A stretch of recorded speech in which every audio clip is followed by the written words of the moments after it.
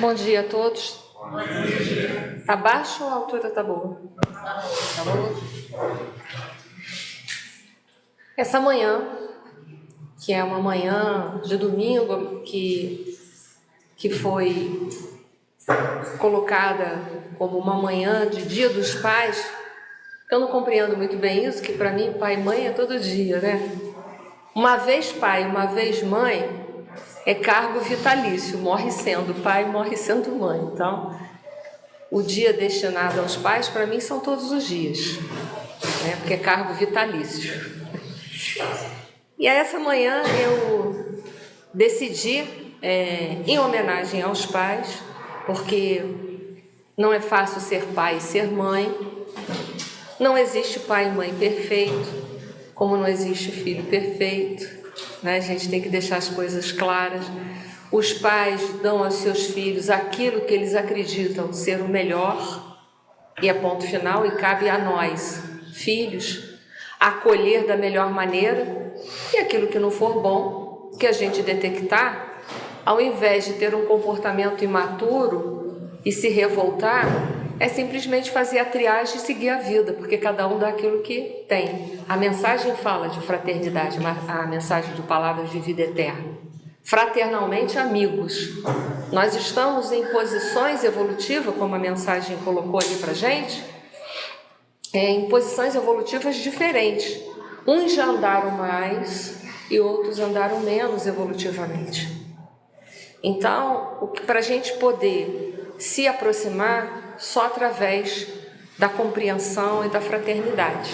Tem que ser dessa forma. Não há outra forma de fazer isso.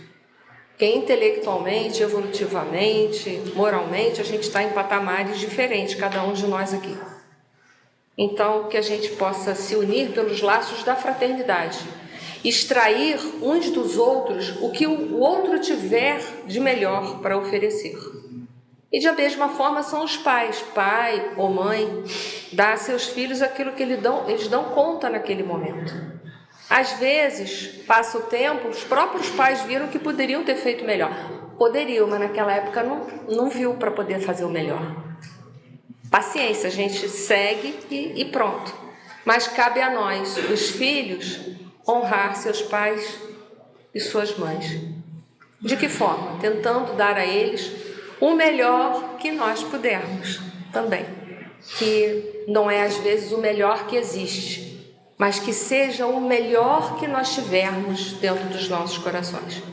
Por isso, a todos os pais, biológicos ou não biológicos, parabéns por essa missão, que é uma missão difícil, muito difícil. E nesse momento que a gente está vivendo no planeta, já há algumas décadas, um momento de inversão de valores, é muito mais difícil ainda educar os filhos, porque é uma palavra embasada em moralidade aqui, ofertada pelos pais, e 1000 palavras embasadas no nada, no materialismo, na imoralidade, dita lá fora.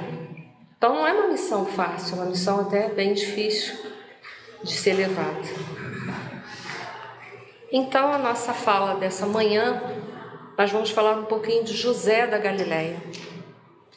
Mas antes da gente falar de José, propriamente dito, que o José da Galileia é o pai de Jesus, de nosso Senhor Jesus Cristo, que nos foi ofertado como modelo e guia.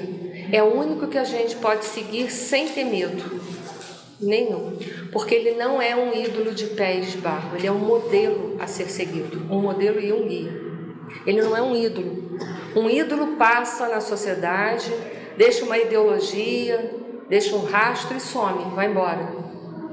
Mas um modelo é algo que nós podemos seguir seguramente.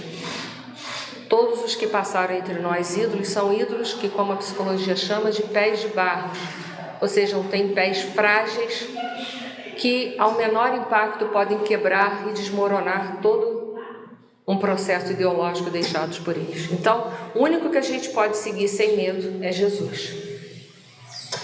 Na pergunta 582 do Livro dos Espíritos, Kardec pergunta assim: pode-se considerar como missão a paternidade?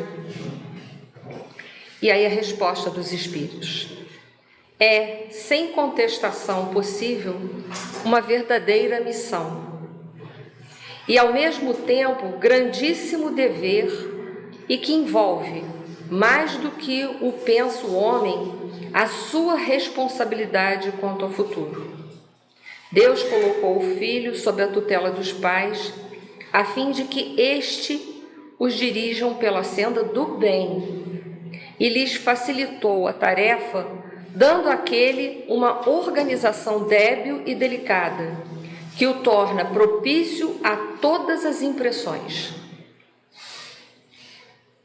Muitos há, no entanto, que mais cuidam de aprumar as árvores do seu jardim e de fazê-las dar bons frutos em abundância, do que de formar o caráter do seu filho.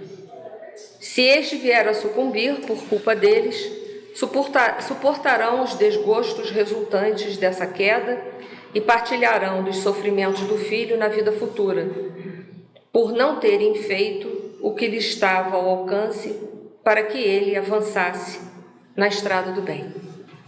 Então, nós aqui na Terra, nós recebemos os filhos de Deus, porque os filhos não são nossos. São os filhos de Deus que têm missões particulares aqui e que vêm à nossa família para que nós possamos dar a ele o melhor em conduta de moralidade. Mas, às vezes, ao invés de nós formarmos os nossos filhos, nós informamos ele. A gente vê hoje na sociedade muitos pais preocupados se os filhos vão ter uma profissão que renda dinheiro. Então, dinheiro virou objetivo de vida e não uma consequência de um trabalho. E aí, o que a gente vê dentro de uma sociedade? Pessoas medíocres, profissionais medíocres. Isso é um alerta, que a gente precisa fazer, para a gente se deter. Informar é uma coisa, formar é outra. É melhor que tenha uma profissão menos rendosa, um filho, mas que seja um homem de dignidade na sociedade. José era carpinteiro, Jesus foi Jesus.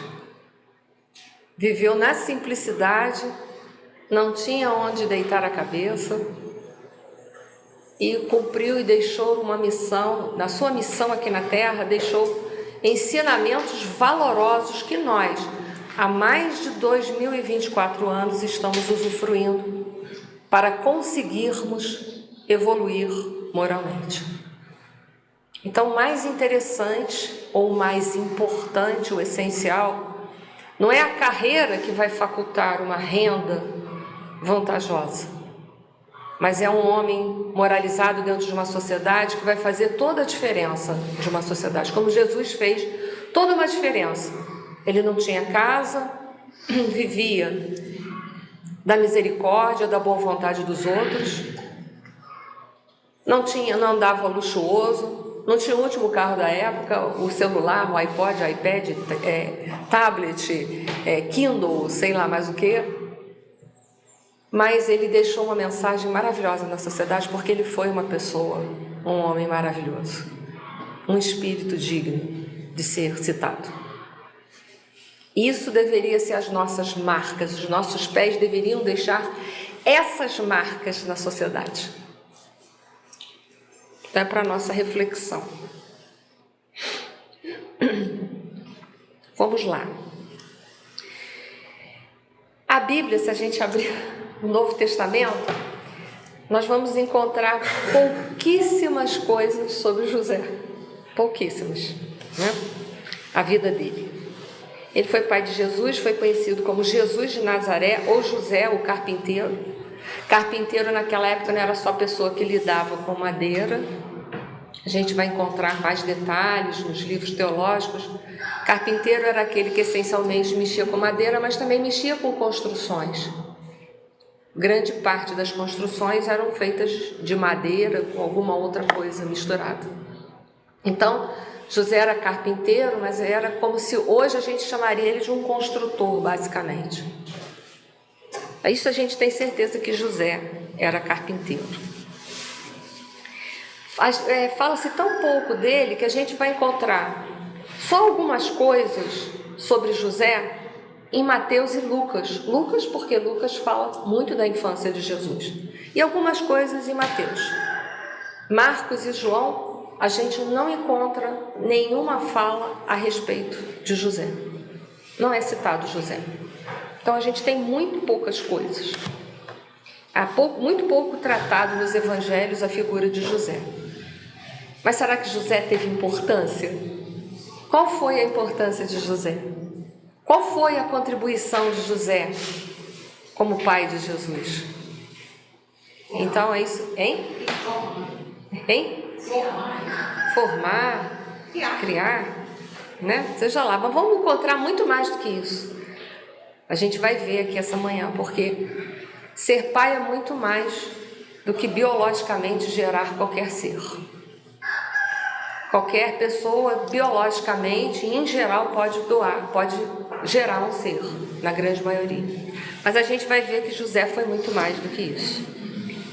A gente vai encontrar alguma coisa mais substancial, mas também é bem pouquinho, nos proto-evangelhos, nos evangelhos apócrifos, e num específico, o proto-evangelho de Tiago, ou até mesmo no Alcorão. Encontra-se muito pouca coisa. Mas a gente vai trabalhar com um pouco que a gente encontrar. Vamos lá. O proto-evangelho, só para a gente saber, proto-evangelho é como se fosse um rascunho que foi feito, uma narrativa que foi toda feita em rascunho e que depois ela ganharia um definitivo. Então, os evangelhos, um proto-evangelho é isso, é um rascunho de alguma coisa que seria definitiva posteriormente. Não foi aceito, né? Não foi aceito pelas entidades, pelas instituições canônicas, não foram aceitos, mas lá a gente vai encontrar algumas referências a mais sobre José. Mas mesmo que a gente encontre pouco em Mateus ou Lucas, a gente vai ver que dá para extrair algumas coisas importantes da personalidade de José e que é de suma importância para nós. Então vamos lá. Será que o Espiritismo, ou no Espiritismo, tem alguma coisa sobre José? É uma pergunta que a gente deve fazer. E se no Novo Testamento tem pouco, e no Espiritismo tem alguma coisa sobre José? Nós vamos encontrar muito pouco também. A gente vai encontrar no livro de Emmanuel, Levantar e Seguir, tem uma mensagem lá, José da Galileia. Depois a gente vai encontrar A Caminho da Luz, Emmanuel também, no capítulo 12, A Vinda de Jesus, intitulada A Manjedoura, nós vamos encontrar também uma citação sobre José. Em Levantar e Seguir de Emmanuel, não, a gente encontra uma mensagem inteira em homenagem a José. Mas nós vamos encontrar num outro livro que é pouco estudado e que deveria ser estudado pelos espíritas até para poder fazer questionamentos e a doutrina dos espíritos realmente ganhar cunho progressivo. Tem um livro editado pela FEB chamado Universo e Vida, de Hernani Santana, que lá também tem umas citações sobre José. Então nós vamos falar um pouco sobre essas citações e vamos tentar refletir sobre a personalidade de José como pai de Jesus, para a gente extrair alguns ensinamentos que José deixou para a gente. No livro Universo e Vida, de Hernani Santana, que foi editado pela FEB, eu vou ler o que se fala de José, ok? Está lá escrito assim: mas o amor sublime de excelsos espíritos de Sírios. Sírios é uma estrela que fica na constelação de Cão Maior. Já devem ter ouvido falar de Sírios, né, em algum momento. Não abandonou os antigos companheiros e foi de lá que daquele orbe santificado que vieram desde os primórdios da terra para auxiliar voluntariamente ao Cristo Jesus, aqueles seres extraordinários que cercaram no mundo o Messias, como Ana e Simeão, Isabel e Zacarias, e principalmente o carpinteiro José e a Santa Mãe Maria. Para quem não leu o livro, lá Hernani Santana, vai narrar no livro que alguns espíritos de sírios que faliram quando o planeta estava em transição de provas e expiações para a regeneração, eles foram degradados para a capela, olha aí. E depois a gente sabe por Emmanuel de alguns espíritos de capela, não foi assim? Que quando capela estava em estado de transição de provas e expiações, foram degradados para onde? Para cá, para nós. Faz-se ideia da onde que a gente vem. É só isso que eu penso. Não sei se eu me fiz entender, né? Porque por rebeldia a gente fica presos aos ciclos reencarnatórios de dor. Por isso a importância da gente ler, da gente fazer reflexões, da gente pensar sobre tudo isso. E esses espíritos como Ana e Simeão, Isabel e Zacarias, que foram os pais de João Batista, esses espíritos, como José e Maria de Nazaré, esses espíritos vieram lá deste planeta. Então são espíritos evoluídos? Bastante. A gente tem notícia na Revista Espírita que Maria era um espírito puro, diferente de Jesus, que era um espírito crístico, que é um desdobramento dos espíritos puros. Então a gente já vai vendo, a envergadura de Jesus é algo que a nossa compreensão alcança muito pouco. Porque se a gente não consegue entender um espírito puro, como foi Maria, como é entender um espírito crístico, que é um desdobramento? Isso está lá na Revista Espírita. Então José, como Maria, eles têm uma descendência em comum, eles vieram de sírios, são espíritos que já caminharam mais, para vir o quê? Ajudar Jesus na sua missão, dar suporte a ele na sua missão. Nos deixando um outro exemplo. A gente não constrói as coisas sozinhos. O mundo lá fora quer incutir em nós que o individualismo é a melhor forma para se viver em paz. Mas isso é uma fantasia. Isso é uma ilusão. Até porque se nós acreditamos de verdade, se nós temos fé que Deus é o nosso Pai, não é possível crescer, germinar, dar flores e frutos sozinhos. Nós precisamos uns dos outros nesse processo.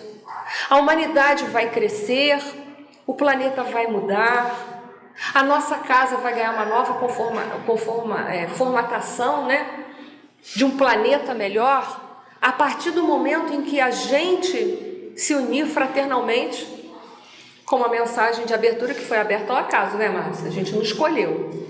Mas quando a gente viver esta fraternidade de verdade, a fraternidade só é possível ser vivida através de um processo de compreensão.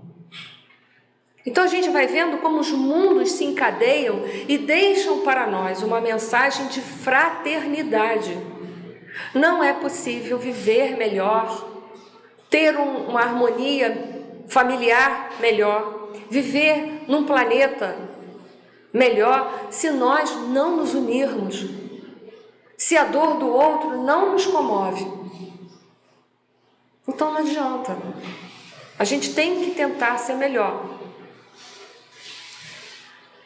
No livro A Caminho da Luz, também, no capítulo 12, intitulado A Vinda de Jesus, num item denominado A Manjedoura, Emmanuel coloca o seguinte: as figuras, de novo, as figuras de Simeão, Ana, Isabel, João Batista, José, bem como a personalidade sublimada de Maria. Então já se entende que Maria é uma envergadura até bem maior do que eles ali, tem sido muitas vezes objeto de observações injustas e maliciosas.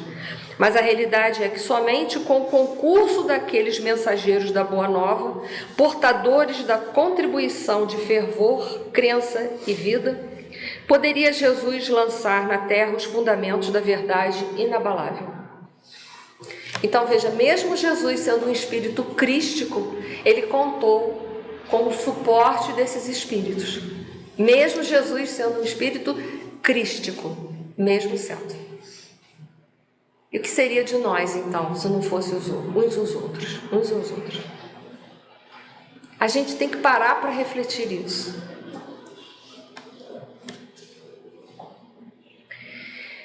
O nome do Pai de Jesus, segundo os evangelhos, tantos canônicos, né, que são aceitos, que é o Mateus, Marcos, Lucas e João, e mesmo os apócrifos, como esse que eu citei, proto-evangelho de Tiago, era Iosef bar Jacó, ou seja, José, filho de Jacó. Era comum naquela época dessa forma, que não tinha sobrenomes assim como nós temos, né? Fulano de tal, Silva, Santos, Sattler, sei lá mais o que, e assim vai, né?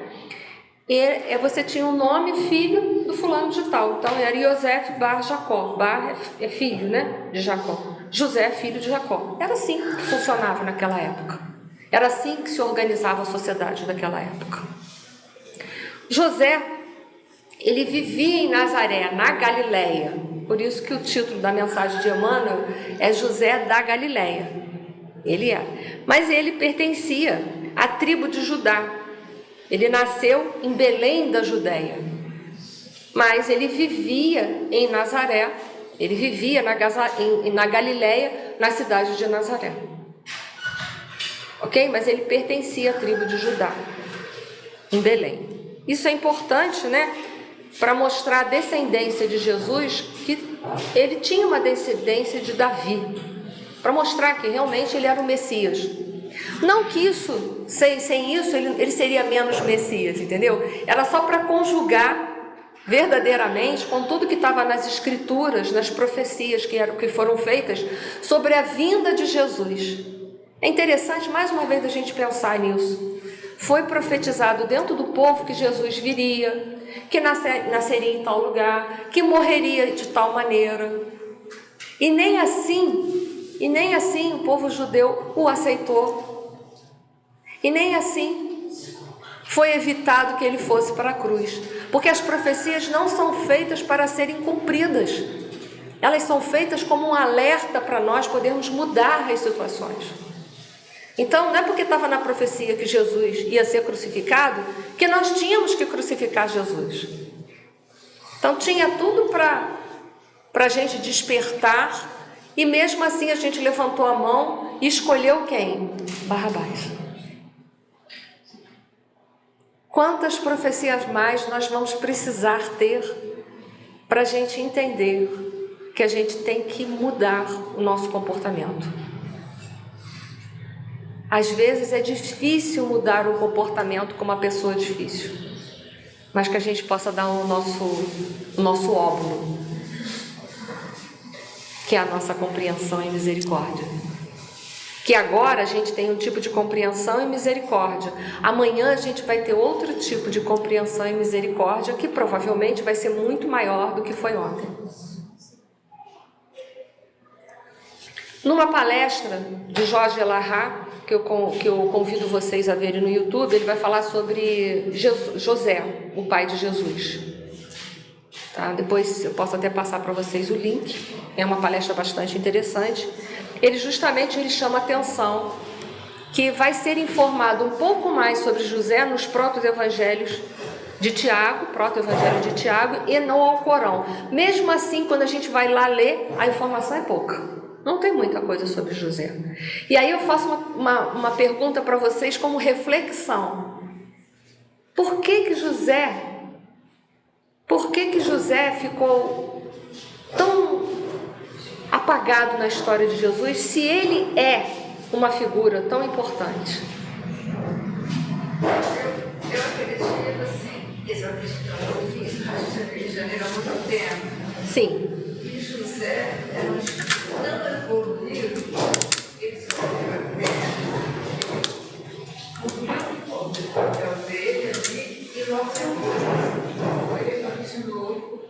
né? Não precisou ficar esse tempo todo, né?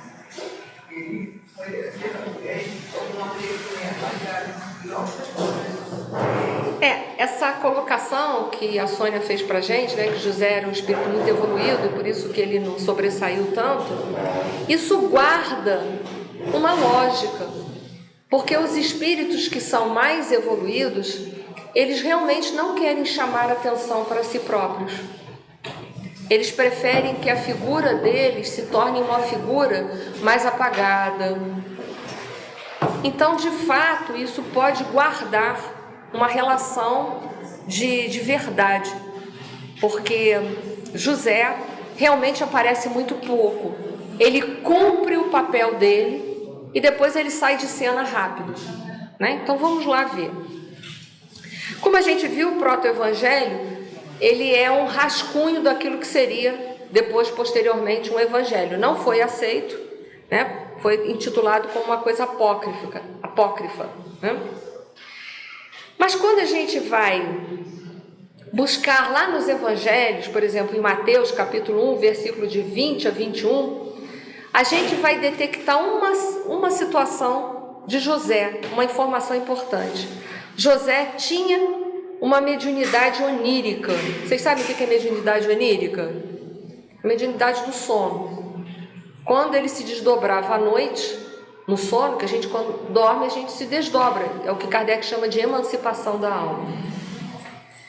Naquele instante, ele então se encontrava com os missionários, com os mensageiros do Senhor, e lá ele recebia as instruções, as informações necessárias para ele dar cumprimento à missão dele, especificamente. Então, ele tinha essa mediunidade, porque diz lá Mateus: enquanto assim descia, eis que um anjo do Senhor se manifestou a ele em sonho, dizendo: José, filho de Davi, não temas receber Maria, tua mulher, pois o que nela foi gerado vem do Espírito Santo.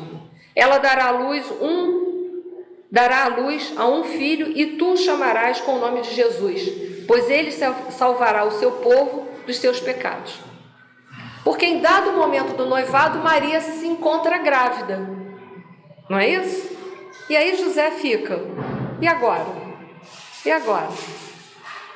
Mas aí então ele é avisado: olha, não tema, ela não cometeu adultério, está tudo certo. Vai, assume esse filho, assume como pai de Jesus e dá o nome a ele de Jesus. José faz isso? Faz. Então, qual uma das virtudes que a gente já encontra aí em José? Obediência. É uma virtude. Obediência e fé. Porque não é só, ele não estava dando crédito, ele tinha certeza daquilo ali. Tanto ele tinha certeza que ele seguiu o caminho dele em frente. Então a gente já vê virtudes em José. Fala-se pouco dele, mas se localiza virtudes grandiosíssimas. Ele poderia ter repudiado Maria? Poderia. Mas ela sofreria com isso? Sim, ela seria lapidada como adúltera. Mas José, no sonho, através da mediunidade onírica, mediunidade através, do desdobramento, através do sono, ele então recebe a informação de que ela não o traiu, que era para ele assumir Jesus como filho e dar o nome àquele filho de Jesus. Então já é dito o sexo, a missão, que ele era o Messias esperado. Olha aí, ele era o Messias esperado pelo povo de Israel. Ficou tudo certo ali. E que ele então seguisse com fé e obediência. E é interessante, porque a gente vai ver ali que José é obediente. Está lá no Evangelho segundo o Espiritismo, capítulo 9, Bem-aventurados os brandos e pacíficos, que diz assim: a obediência é o consentimento da razão, a resignação é o consentimento do coração. Forças ativas ambas, porquanto carregam o fardo das provações que a revolta insensata deixa cair. Então a gente já vai vendo que mais o dado que a Sônia passou é um fato. Ele era um espírito diferente, porque a gente, diante das provas da vida, em geral a gente cai aonde? Na rebeldia, na revolta. Isso não é problema meu. Né? Ah, não, eu não vou aceitar isso. O que vão falar a meu respeito? A gente dá mais asas à reputação do que à consciência, muitas vezes. E José dá mais asas à consciência do que à reputação. Deus me falou isso e eu vou seguir. Eu tenho fé. É uma fé inabalável que a gente observa nesse espírito. Uma das características, porque hoje a gente está falando, nos dias dos pais, nós estamos falando de quem? De José da Galileia, pai de Jesus. Então ele mostra uma obediência muito grande que vai também retratar numa outra passagem em Mateus, capítulo 2, versículo 13 a 23, num episódio de fuga de José para o Egito, lembra? Em razão da ordem de Herodes para matar todos os recém-nascidos. E aí ele foge para o Egito, levando num jumentinho Maria grávida já. Mais uma vez ele mostra obediência, mais uma vez ele mostra fé e mais uma virtude. Ele se torna verdadeiramente o protetor de Jesus e de Maria. Exerce a sua função de pai. Exerce a sua função de pai. Ele protege a ambos. Vou levá-los para o Egito para essa maré abaixar. Quando tudo isso acabar, a gente volta. E ele novamente, em sonho, ele recebe essa ordem. E o que faz José? Executa, mostrando obediência e fé inabalável.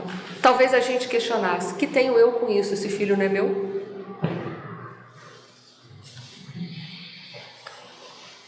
Muito bem. Mais uma vez, obediência. Quando ele soube que Maria estava grávida, em Mateus capítulo 1, 19, ele poderia ter repudiado ela, isso teria se tornado um escândalo, ela teria sido apedrejada, mas pela mediunidade ele obedece e ele protege Maria, ele assume a paternidade e segue.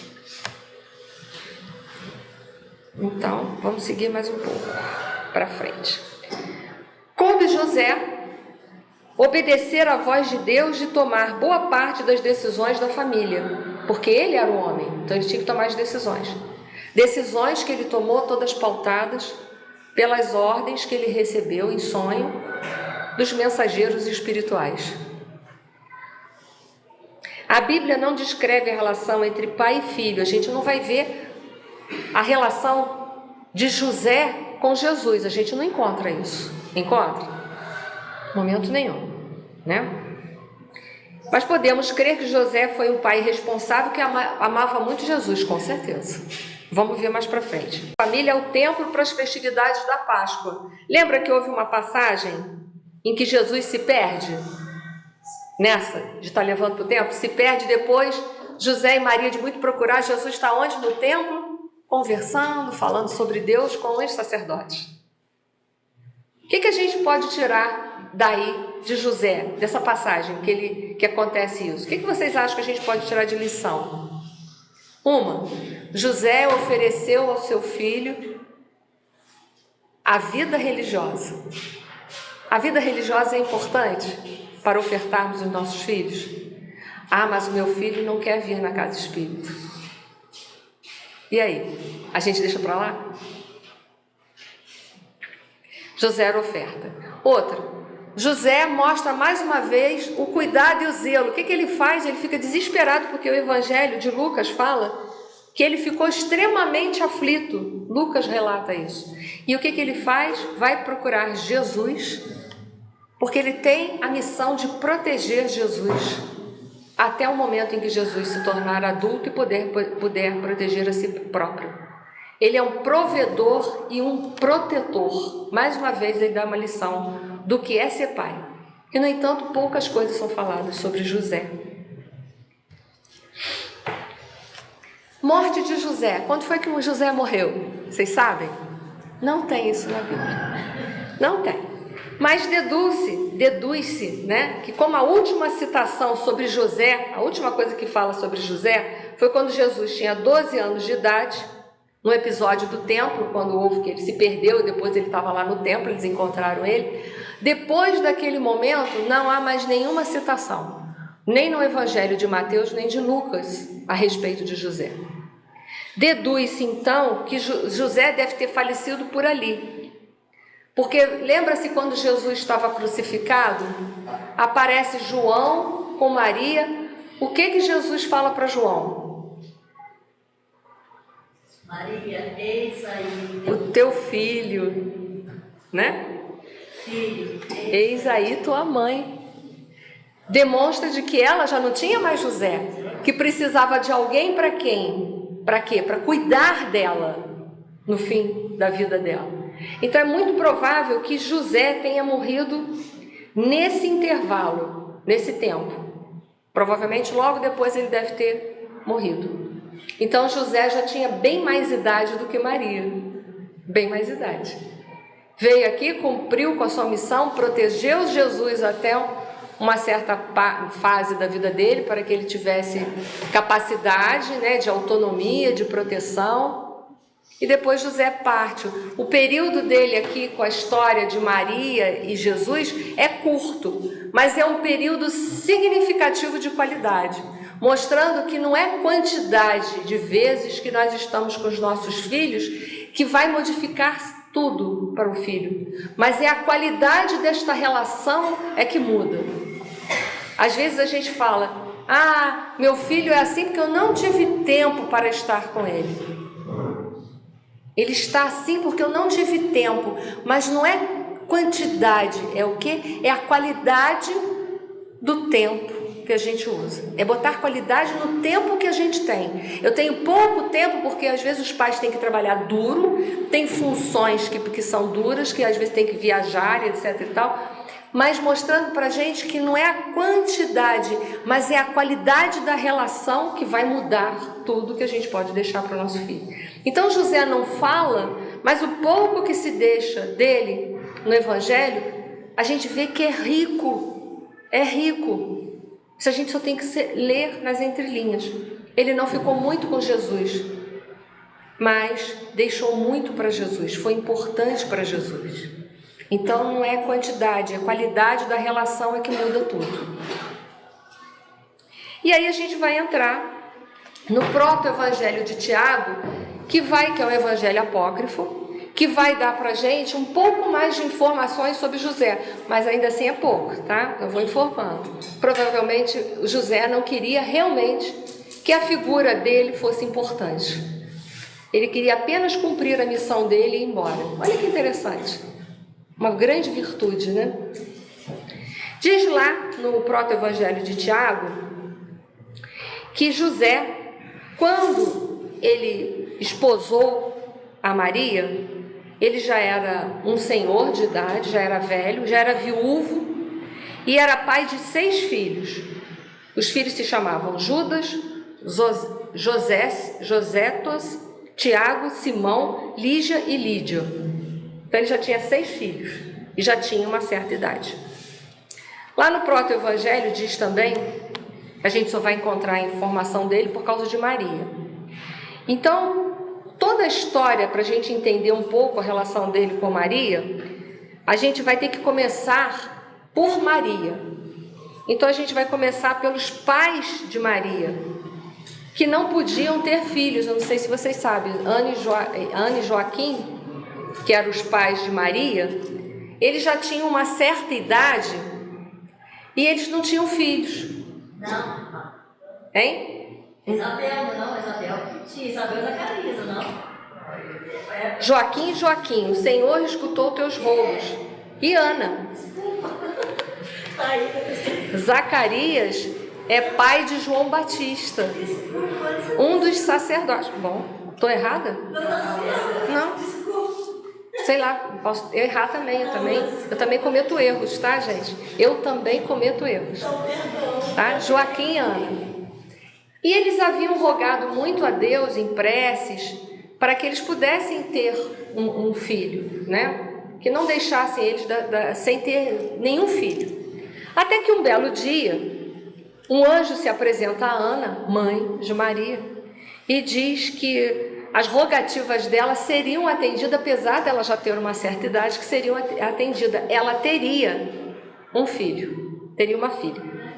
Ao mesmo tempo, Joaquim também, que estava lá cuidando do rebanho, lá, né, nas pastagens dele, ele é interceptado por um anjo, assim como Ana. Então a gente vê que eles não são um espírito qualquer, também possuidores de mediunidade, né? Não é porque é possuidor de mediunidade que diz de evolução, mas o que eu quero dizer é o seguinte: além da mediunidade, espíritos de autarquia, né, como anjos, interceptaram eles.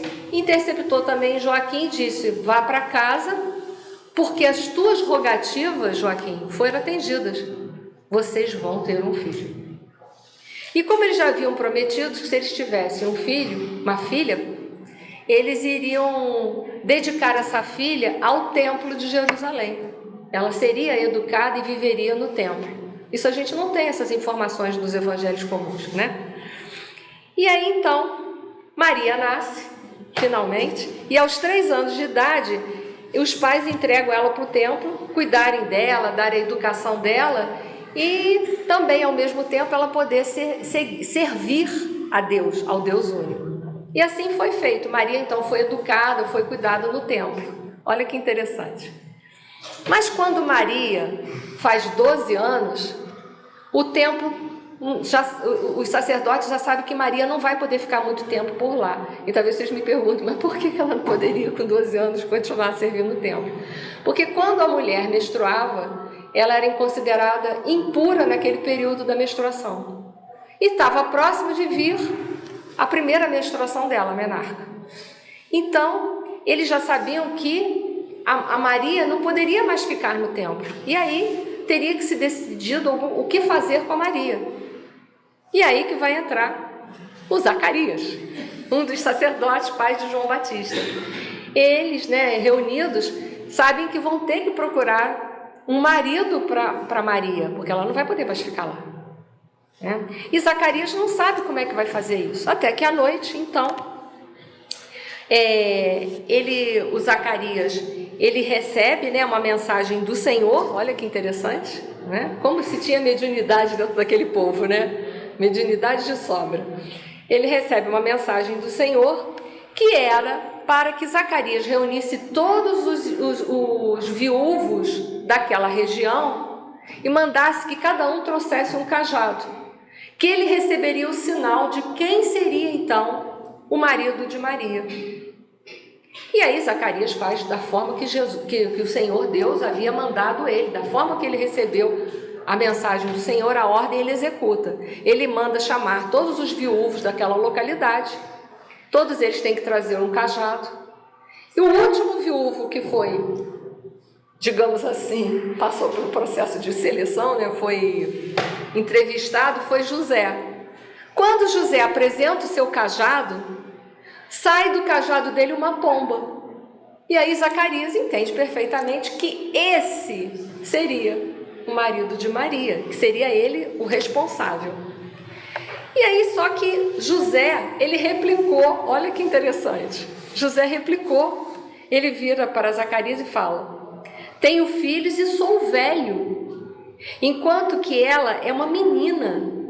Não gostaria de ser objeto de zombarias por parte dos filhos de Israel. Então tornou o sacerdote: teme ao Senhor teu Deus e tem presente o que ele fez com Datã, Abirom, Coré. Isso é um outro assunto, né? E de como abriu-se a terra e foram sepultados por sua rebelião. E teme agora tu também, José, para que não aconteça o mesmo à tua casa. E aí José, cheio de temor, não temor de medo, mas temor de obediência e reverência a Deus, ele aceita então casar com Maria. E ele retira ela do templo, leva ela para casa e em seguida ele volta para as construções dele, vai viajar, vai fazer as construções que ele já tinha planejado, rogando a Deus que aguarde até ele poder voltar dessa viagem, do trabalho, de tudo que ele já estava ali, planejado para ele. Só que quando José volta, isso está lá no proto-evangelho de Tiago, tá, gente? Isso não está nos evangelhos canônicos. Quando ele volta, Maria já está com 6 meses de gravidez. Ele fica desesperado. Pergunta a Maria o que ela fez. Porque ele recebe ela pura do templo, tem como função protegê-la e guardá-la, e agora ela está grávida, que conta que ele vai dar? Olha só, ele temia mais, por esse evangelho a gente vê que ele temia mais do que tinha acontecido a ela, do que a ele propriamente. Porque ele fala, e agora? Eu tinha a obrigação de te proteger, Maria, e agora você está grávida, e agora o que eu faço? Olha só, a preocupação, um homem honrado, um pai honrado, uma pessoa honrada. E aí ele chora muito, ele fica desesperado diante disso, e Maria disse, eu não fiz nada, eu nunca conheci nenhum outro varão, nunca fiz nada, ela fala. Eu estou grávida e um anjo me disse que essa gravidez é do Espírito Santo. Então toda aquela história que aí a partir de então a gente conhece sobre Maria. E ele então vai ter toda aquela postura que aí então nós já conhecemos. Ele vai aceitar ela, ele pensa inicialmente em fugir, abandonar para que nada acontecesse a ela, como se ele estivesse deserdando ela, deixando ela para trás, né? Tomando para si uma postura de mau caráter, de um homem que não cumpre com as suas funções, porque ele tinha medo de que ela fosse apedrejada como adulta. Até que então ele tem o sonho e diz, não, José, o Senhor fala para ele, assume ele, esse filho é do Senhor, e deu o nome a ele de José, de Jesus. Então toda essa história que a gente vai encontrar um pouco mais rica, mas que a gente vê neste homem, um homem que pouco aparece, um espírito de muito caráter e de muita evolução moral, que merece toda a nossa consideração e o nosso carinho. Para finalizar, eu vou ler a mensagem de Emmanuel, intitulado José da Galileia, do livro Levantar e Seguir. Começa assim, Emmanuel, nesse livro. E projetando ele isso, eis que um sonho lhe apareceu um anjo do Senhor, dizendo, José, filho de Davi, não temas receber a Maria. Mateus capítulo 1, versículo 20. E começa assim, Emmanuel. Em geral, quando nos referimos aos vultos masculinos que se movimentam na tela gloriosa da missão de Jesus, atendemos para a precariedade dos seus companheiros, fixando quase sempre somente os derradeiros quadros de sua passagem no mundo. É preciso, porém, observar que, a par de beneficiários ingratos, de ouvintes indiferentes, de perseguidores cruéis e de discípulos vacilantes, houve um homem integral que atendeu a Jesus, hipotecando-lhe o coração sem mácula e a consciência pura. José da Galileia foi um homem tão profundamente espiritual que seu vulto sublime escapa às análises limitadas de quem não pode prescindir do material humano para um serviço de definições. Já pensaste no cristianismo sem ele? Quando se fala excessivamente em falência das criaturas, recordemos que houve tempo em que Maria e o Cristo foram confiados pelas forças divinas a um homem.